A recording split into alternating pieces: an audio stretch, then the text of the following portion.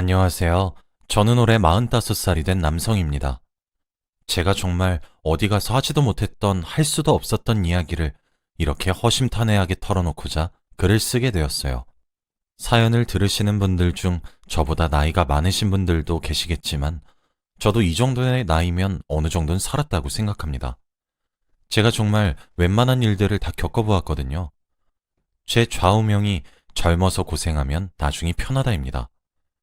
저는 정말 온갖 일들을 하며 살아왔기 때문에 웬만한 일에 흔들리지 않아요.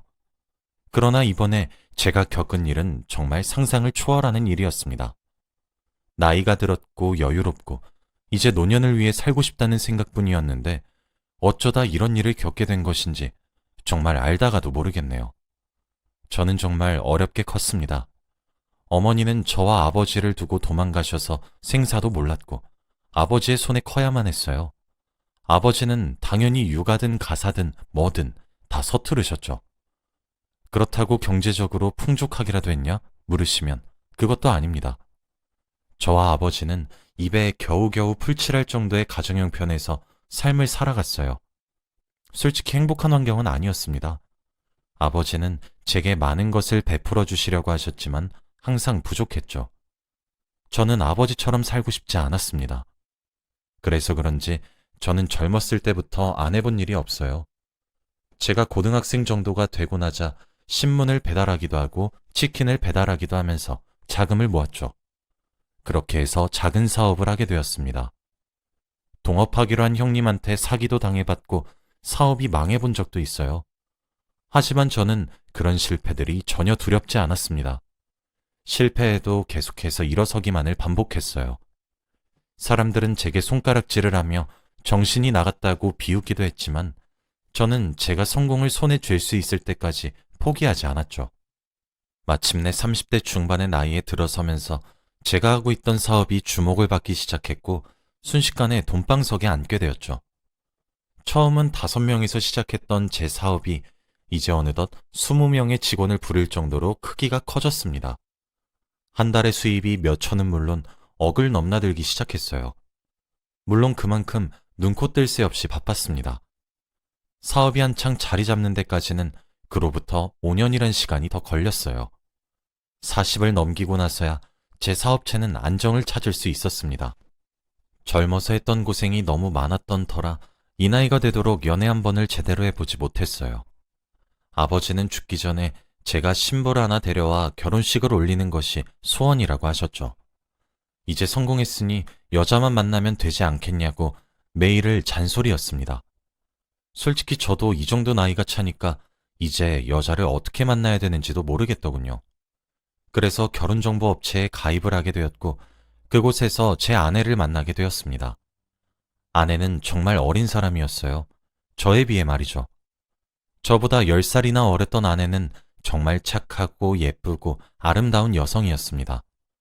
얼굴도 작았고 하얀 피부에 나긋나긋한 성격까지 가지고 있었죠. 여자를 만나본 적이 없었던 제가 순진해서 좋다고 하더라고요. 그렇게 저는 그녀에게 홀라당 넘어갔고 저희는 교제를 시작한 지 1년 만에 서로 결혼에 대한 이야기를 나누었습니다. 아무래도 제가 나이가 10살이나 많다 보니까 결혼이 급한 입장은 저였거든요. 상견례까지 하는 시간이 1년이나 걸려서 그렇지 여자친구네 쪽 집안에서도 제가 나이가 많다는 점만 빼면 더할 나위 없이 좋은 조건이었던 것인지 상견례 이후부터는 결혼 준비가 정말 일사천리로 진행이 되었어요. 저흰 그렇게 많은 사람들의 축복 속에서 결혼식을 하게 되었습니다. 신혼여행도 추호하러 다녀왔어요. 사랑하는 아내가 하고 싶다는 것을 모두 해주고 싶었거든요. 사실 저희 아버지는 아내와의 결혼을 조금 반대하셨어요. 아내는 모은 돈이 별로 없었거든요. 아버지는 나이가 저만큼 먹을 정도로 모아둔 돈이 겨우 몇천 푼인 것이 말이나 되는 것이냐며 반대하셨지만 결국 자식을 이기는 부모가 없다고 마지못해 허락하셨어요. 하지만 허락을 하심과 동시에 조건을 다셨습니다. 혼인신고는 2년 정도만 더 살아보고 하기로 말이죠. 저는 아버지의 말에 동의를 하고 아내와 충분한 상의를 걸친 뒤 2년 뒤에 혼인신고를 하기로 약속 후 결혼을 할 수 있었습니다. 사실 경제적으로 여유로운 사람은 저였기에 저는 아내가 돈이 많든 적든 딱히 중요하지 않았어요. 돈이 있는 사람이 더 내면 된다고 생각했거든요. 아내는 결혼 후 다니고 있던 직장을 그만두고 집에서 살림을 하기로 했고, 경제적 관리는 제가 하기로 했습니다. 저는 아내가 하고 싶다는 대로 다 맞춰주겠다고 했어요. 하지만 아내는 전업주부가 된 이후 집안일에 점점 손도 대지 않기 시작했습니다. 쌓여있는 설거지거리들과 그 위를 날아다니는 초파리들. 제가 잔소리를 조금이라도 하려는 자세만 취하면 귀신같이 알아차려서 오히려 제게 다다다다 쏘아붙이는데 점점 너무 힘이 들어갔어요. 집안일이 힘드니 도우미 아주머니를 쓰게 해달라고 징징거리기도 했죠. 그리고 무엇보다 아내의 사치는 점점 심해졌습니다. 매달 받아가는 생활비는 처음엔 200만 원 정도였다가 어느새 보니 500만 원으로 올랐더군요. 생활비를 제외하고 다른 카드에서도 카드값으로 한 달에 몇백씩 나오기 시작했어요. 매일 밖으로 나돌아다니면서 돈을 쓰기 바빴죠. 그렇게 1년 정도 넘는 결혼 생활을 하다 보니 제게 한 가지 의문이 자연스럽게 생기기 시작했습니다. 저는 제 아내를 사랑해서 결혼을 한 건데 과연 제 아내도 저를 사랑해서 결혼을 한 것일까 하는 의문 말이죠. 제가 아닌 제가 가진 재산을 사랑한 것은 아닐까 하는 본질적인 의문이 생겨났습니다. 아내는 점차 가정에 소홀해졌고 저와 부부간의 사랑을 나누는 것도 피하기 일쑤였어요. 점차 부부로서의 모습은 갖추기가 너무 힘들어지더군요. 저는 나이가 있었던 만큼 아이를 빨리 가지고 싶었습니다. 아무래도 제가 10살이나 아내보다 나이가 많기 때문에 지금 낳아도 제가 할아버지의 나이일 때 아이가 초등학교에 갈 것 같다는 생각뿐이었거든요. 하늘을 봐야 별을 따는데 하늘을 볼 수 없으니 저는 갈수록 부부 생활에 점차 불만을 가지게 되었습니다. 그러다 보니 자연스레 저는 아내를 의심하게 되었어요. 날이 가면 갈수록 점점 과하게 요구하는 생활비부터 쓸데없이 사치스럽기까지. 그런데 사치하는 것에 비해 아내의 옷장은 검소하기 짝이 없었거든요. 그래서 아내가 잠든 날 밤 저는 몰래 아내의 휴대폰을 샅샅이 뒤졌습니다. 그런데 그곳에는 상상하기도 힘든 진실이 숨어 있었어요. 저는 정말 큰 충격에 빠질 수밖에 없었습니다. 아내는 제 재산을 뒤로 빼돌리고 있었던 거였습니다. 제가 가진 오피스텔을 멋대로 팔려고 부동산에 내놓은 상태였고 다달이 갈수록 자꾸 높아지는 생활비가 의아했는데 그 돈도 뒤로 다 빼돌리고 있었습니다. 그리고 사치품들을 사와 다시 되파는 식으로 자신의 계좌에 돈을 입금하고 있더라고요. 그렇게 1년 정도 되는 결혼 생활 동안 모은 돈은 약 4억에 달하고 있었습니다. 이 모든 사실은 아내의 카카오톡을 보다가 알게 되었어요. 가장 위에 떠 있었던 카카오톡 채팅방은 어떤 남자와의 채팅방이었죠. 당연히 제가 휴대폰을 몰래 뒤져본 그날 당시에도 돈을 빼돌렸더군요. 서로를 여보와 자기로 부르고 있는 그들 중 남자 쪽에서 제 아내 보고 그랬습니다. 자기 남편은 정말 덜 떨어지는 놈 아니야? 자기가 돈 빼돌려서 나한테 해준 것들이 얼만데 그걸 아직도 눈치를 못 채? 진짜 웃겨. 돈이 많으면 다 저렇게 돈에 대해 감각이 둔해지나 봐. 그건 좀 부럽긴 하네. 라는 말에 아내가 그러게 말야. 진짜 덜 떨어진 건 아닌가 몰라. 아무튼 조만간 이혼하자고 이야기 꺼낼 거야. 그리고 위자료나 좀 요구해보려고. 어차피 우리 남편 내 말엔 껌뻑 죽어서 위자료 달라 그럼 또 멍청이처럼 부르는 대로 갖다 바칠걸? 이라고 답장을 했더라고요. 재산을 뒤로 빼돌리는 것도 모자라 외간 남자와 정을 통하고 있고 그것도 모자라 지금 남편인 제 욕을 하고 있다니 정말 화가 미친 듯이 나기 시작했어요. 사람이 너무 미칠 것처럼 화가 나기 시작하면 정말 온몸이 벌벌 떨리면서 입 밖으로 아무런 소리도 나오지가 않더라고요. 저는 그 길로 주차장으로 내려가 아내의 차량을 열고 들어갔습니다. 블랙박스에 저장된 칩을 꺼내 그 속에 든 것들을 확인했죠. 그걸 확인해보니 카카오톡의 대화방은 솔직히 애교 수준이었습니다. 블랙박스는 판도라의 상자 그 자체였습니다. 솔직히 너무 충격적이었습니다. 그 영상들을 확인하는 과정에서 제가 느꼈던 배신감은 정말 이루 말로 표현할 수 없어요. 그런데 제가 더욱 충격적이었던 것은 뭐였는지 아시나요? 하루는 아내가 그 상간남에게 명품을 선물해 주더군요. 상간남은 그 명품 선물에 뛸 듯이 기뻐했고 말이죠. 그런데 그 명품이 다른 브랜드보다 꽤나 값이 조금 나가기로 유명한 브랜드였기에 자기 딴에 걱정이 조금 되었나 봅니다. 상간남이 아내에게 물었어요. 자기야, 이러다가 걸리면 어떡해? 라고 말이에요. 그런데 세상에, 아내가 뭐라고 대답했는지 아시나요? 걱정 마. 바빠서 자기 재산이 얼마 있는지도 모르는 사람이야. 대신 우리 귀여운 자기가 예쁘게 써줘야 해. 내가 이거 고른다고 얼마나 심혈을 기울였는지 알아? 하더군요. 상간남은 그래도 이거 남편이 알면 범죄 아니야? 자기 이러다 큰일 나면 어떡해? 라고 물었어요. 아내의 대답은 기가 막혔습니다. 괜찮아. 원래 부부 사이가 친족상 도래에 해당하고 있어가지고 웬만하면 처벌 못해. 으이구, 우리 자긴 별 걱정을 다 하고 있다 정말. 아유 귀여워. 라고 했더라고요. 상간남은 그 말에 와, 우리 자기 똑똑한 것 봐. 진짜 너무 멋있어. 이러고 앉아 있었습니다. 솔직히 아내가 제 재산을 빼돌리든 다른 사람과 불륜을 저지르든 둘 중 하나만 해도 제게는 엄청난 충격인데도 불구하고 둘 다 저지른 데다 그것도 모자라서 법까지 알아본 상태로 저를 기만했다는 사실을 알게 되자 너무 힘들었어요. 정말 제가 제정신을 유지하기가 많이 힘들더라고요. 더욱 화가 났던 사실은 블랙박스 사이의 대화를 미루어 짐작했을 때 상간남은 제 아내가 유부녀란 사실을 충분히 인지하고 있었을 것이란 사실이었습니다. 어떻게 인간의 탈을 쓰고 그런 짓을 할 수 있는지 황당하고 어이가 없더라고요. 저는 다음날 해가 뜨자마자 회사하고 나발이고 당장 변호사를 찾아갔습니다. 제 명의로 되어 있는 오피스텔이 지금 내놓아진 상태였고 언제 거래가 될지를 몰랐기에 그것부터 먼저 막는 것이 급선무였어요.